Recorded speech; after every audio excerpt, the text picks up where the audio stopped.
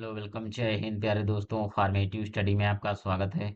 आज इस video lecture में हम पढ़ेंगे हिंदी का। देखिए काफी इंपॉर्टेंट टॉपिक है शब्द विचार, यानी शब्द क्या होता है, शब्द के कितने प्रकार होते हैं। ये सारा कुछ इस वीडियो लेक्चर में हम पढ़ेंगे। अगर देखिए आप कोई सीरीज से पढ़ रहे होंगे तो ये सारी चीजें देखिए आपको सीरीज में नहीं मिलेंगी। और सारा सिलेबस देखिए वैसे ही कंप्लीट हो चुका है। तो अगर आपने देखिए अभी से तैयारी नहीं की है तो प्लेलिस्ट बनी है, आप वहां से आप चैप्टर वाइज थ्योरी पढ़ सकते हैं। ठीक है, चलिए क्लास को स्टार्ट करते हैं।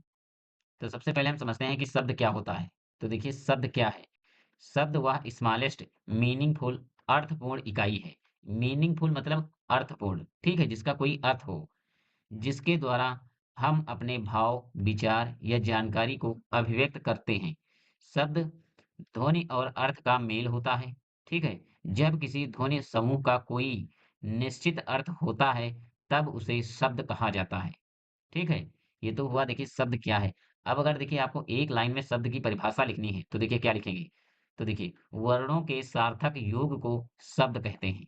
ठीक है, ये एक लाइन में आपको परिभाषा लिख लेनी है।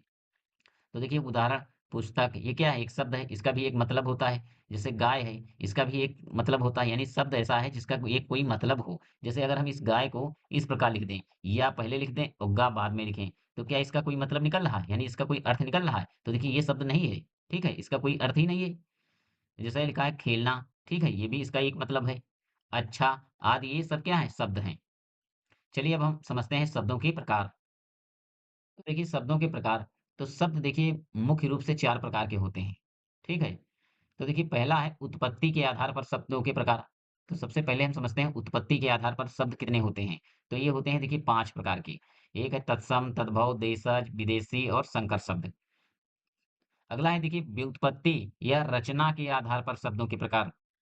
तो देखिए रूढ़ शब्द, यौगिक शब्द या योग रूढ़ शब्द। ठीक है? फिर तीसरा है देखिए अर्थ के आधार पर शब्द, सार्थक शब्द, निरर्थक शब्द। फिर देखिए चौथा है रूप परिवर्तन, यानी बदलाव के आधार पर शब्दों के प्रकार। तो विकारी शब्द, अविकारी शब्द। ठीक है, अब इनको देखिए हम एक एक करके समझते हैं। साथ ही साथ आपको नोट करते रहना है। देखिए जिस हिसाब से हम आपको बता रहे हैं, आपको किसी किताब में ऐसे नहीं मिलेगा। चलिए देखिए उत्पत्ति के आधार पर शब्दों के प्रकार। तो देखिए हिंदी में उत्पत्ति के आधार पर शब्द 5 प्रकार के होते हैं। कितने प्रकार के होते हैं? 5। तो सबसे पहला है देखिए तत्सम शब्द। ये वे शब्द होते हैं जो संस्कृत से बिना कोई परिवर्तन किए सीधे हिंदी में आए हैं। यानी ये वे शब्द हैं जो संस्कृत से बिना कोई परिवर्तन, बिल्कुल सेम टू सेम वैसे ही हिंदी में ले लिए गए हैं, यानी रख दिए गए हैं। देखिए इनका उच्चारण और रूप संस्कृत के समान ही होता है। ठीक है, इनका अगर हम आप उच्चारण करेंगे तो संस्कृत के जैसा ही है। तो देखिए जैसे उदाहरण है सूर्य, तो देखिए संस्कृत में भी सूर्य को सूर्य ही लिखा जाता है। वैसे ही अग्नि, जल, विद्यालय, कर्म, मित्र, ज्ञान, ये कैसे शब्द हैं? ये तत्सम शब्द हैं। ठीक है, बस इसमें केवल देखिए संस्कृत जब लिखते हैं तो रूप इनका ऐसा ही रहता है। बस इसमें देखिए लास्ट में देखिए बस देखिए लास्ट में इस शब्द को जब लिखते हैं तो बस विसर्ग लगा दिया जाता है। ठीक है, चलिए हम समझते हैं तद्भव शब्द। ये वे शब्द हैं जो संस्कृत शब्दों से समय के साथ थोड़ा बदल कर हिंदी में आए हैं। इनमें उच्चारण, रूप या ध्वनि में थोड़ा परिवर्तन हो जाता है। जैसे देखिए सर्प लिखा है, ठीक है, इसका अगर तद्भव हम करेंगे तो ये सांप होता है। उसी प्रकार नक्षत्र, इसका तद्भव क्या होता है? तारा। मात्र, माई या माँ। ठीक है, नगरेश यानी नगर या गांव। चलिए अब आगे हम समझते हैं। अगला है देखिए देशज शब्द।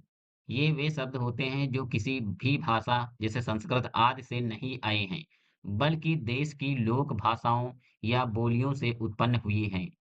ये आम बोलचाल की भाषा में खूब प्रचलित होते हैं। जैसे उदाहरण देखिए लोटा, कंचा, टोकरी, छोला, चप्पल, खटिया, ये कैसे शब्द हैं? ये देशज शब्द हैं। ठीक है, अब चलिए हम समझते हैं विदेशी शब्द। ये वे शब्द होते हैं जो हिंदी में विदेशी भाषाओं अरबी, फारसी, अंग्रेजी, तुर्की आदि से आए हैं। ठीक है, हिंदी में इन शब्दों को अपने में शामिल कर लिया गया है, यानी हिंदी में क्या है, इन शब्दों को शामिल कर लिया गया है। तो चलिए हम कुछ विदेशी शब्दों के उदाहरण देखते हैं। तो देखिए टेबल, स्कूल, ट्रेन, पेन, ये सब कैसे हैं? विदेशी शब्द। उसी प्रकार देखिए अरबी से जो आए हैं अदालत है, इंसाफ, सबक, ये भी कैसे शब्द हैं? ये विदेशी शब्द हैं। चलिए अब हम समझते हैं संकर शब्द। संकर शब्द वे शब्द होते हैं जो दो अलग-अलग भाषाओं के शब्दों को मिलाकर बनाए गए होते हैं। विशेष रूप से इनमें एक भाग देसी भाषा जैसे हिंदी या संस्कृत से और दूसरा भाग विदेशी भाषा जैसे अंग्रेजी, फारसी, अरबी आदि से होता है। ठीक है? तो उदाहरण से समझते हैं पहले। देखिए उदाहरण समझिए, जैसे लिखा है बम ब्लास्ट। तो देखिए ये जो बम ब्लास्ट शब्द है, ये कैसा है? ये संकर शब्द है। ऐसे है जैसे लिखा है रेलगाड़ी, ये रेलगाड़ी कैसा शब्द है? ये भी संकर शब्द है। और देखिए लिखा है जैसे पोस्टमैन, पोस्टमैन, ये भी कैसा शब्द है? ये भी संकर शब्द है। चलिए अब आगे हम देखते हैं। चलिए अब देखते हैं, जब दो विभिन्न भाषा परिवारों के शब्दों को मिलाकर एक नया शब्द बनाया जाए, तो उसे संकर शब्द कहा जाता है। तो एक लाइन में ये परिभाषा आप लोगों को लिख लेना है। ठीक है? अब आगे हम समझते हैं रचना के आधार पर हिंदी में शब्दों के 3 विशेष प्रकार होते हैं। ठीक है? रूढ़ शब्द, यौगिक शब्द और योग रूढ़ शब्द। ये काफ़ी इंपॉर्टेंट है, यहाँ से परिभाषा कभी पूछ ली जाती है कभी-कभी कि रूढ़ शब्द क्या होते हैं या यौगिक शब्द क्या होते हैं। ठीक है? चलिए अब हम समझते हैं रूढ़ शब्द क्या होते हैं। तो देखिए रूढ़ शब्द वे होते हैं जिनका वर्तमान रूप से कोई विग्रह व्याकरणिक विभाजन नहीं किया जा सकता। ठीक है, लेकिन पहले वे किसी मूल शब्द से बने थे। अब वे पूर्ण अर्थ वाले शब्द बन चुके हैं और मूल शब्द की पहचान कठिन हो गई है। तो देखिए जैसे कंघी है, तो इसको देखिए हम इसका विग्रह नहीं कर सकते, यानी इसको हम तोड़ नहीं सकते। अगर आप तोड़ भी देंगे तो इसका कोई मतलब नहीं निकलेगा। ठीक है, और देखिए जैसे है कुर्सी है, इसको देखिए हम अलग-अलग तोड़ नहीं सकते, ठीक है? आदमी है, इसको भी हम अलग-अलग नहीं तोड़ सकते, ना ही चप्पल, ठीक है? तो ये कैसे शब्द हैं? ये रूढ़ शब्द हैं। जैसे देखिए विद्यालय शब्द होता है, तो इसको हम 2 भागों में तोड़ सकते हैं, विद्या प्लस आलय। ठीक है? लेकिन ये जैसे रूढ़ शब्द होते हैं, इनको 2 अलग-अलग भागों में संधि विच्छेद नहीं किया जा सकता। जैसे ऐसा तो है नहीं कि लिख दिया जाए कंग और प्लस घी, तो इसका देखिए कोई मतलब नहीं, ये नहीं टूटेगा अलग, ये एक ही रहेगा। उसी प्रकार जैसे आदमी है, तो ऐसा तो है नहीं आ प्लस कर दें और दमी कर दें, तो ये भी नहीं हो सकता। ठीक है? इसीलिए शब्द क्या होते हैं? रूढ़ शब्द होते हैं। अब देखिए यौगिक शब्द जब दो या दो से अधिक स्वतंत्र शब्द मिलकर एक नया शब्द बनाते हैं, जिसका नया और स्पष्ट अर्थ होता है, उसे यौगिक शब्द कहते हैं। तो जैसे उदाहरण राजपथ, यानी राज और प्लस पथ से मिलकर बना है राजपथ। जल प्लस पान मिलकर बना है जलपान। जैसे विद्यालय, विद्या प्लस आलय से मिलकर बना है विद्यालय। लोक प्लस सभा से मिलकर बना है लोक सभा। ये कैसे शब्द हैं? यौगिक शब्द हैं। अब चलिए हम समझते हैं योग रूढ़ शब्द।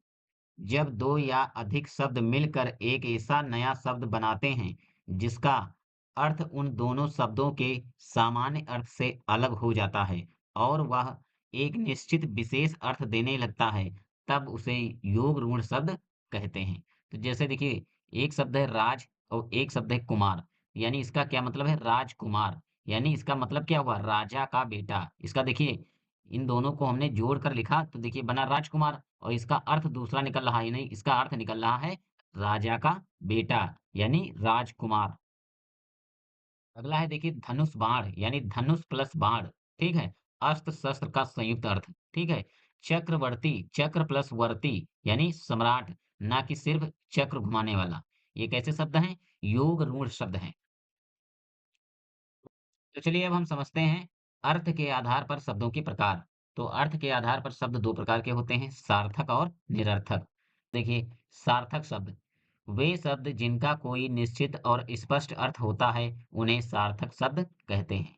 सार्थक शब्द से हम किसी व्यक्ति, वस्तु, गुण, कार्य या अवस्था का बोध कर सकते हैं। तो देखिए कौन से सार्थक शब्द होते हैं जिनका कोई निश्चित अर्थ हो, जैसे घर, पानी, बच्चा, सुंदर, दौड़ना, ये सारे शब्द क्या हैं? सार्थक शब्द हैं। ठीक है? देखिए, ऐसा नहीं है कि जो हमने उदाहरण लिए यही सार्थक शब्द हैं, यानी जिसका कोई अर्थ निकल रहा हो, ठीक है? वो सभी शब्द क्या होते हैं? सार्थक शब्द होते हैं। तो चलिए अब हम समझते हैं निरर्थक शब्द।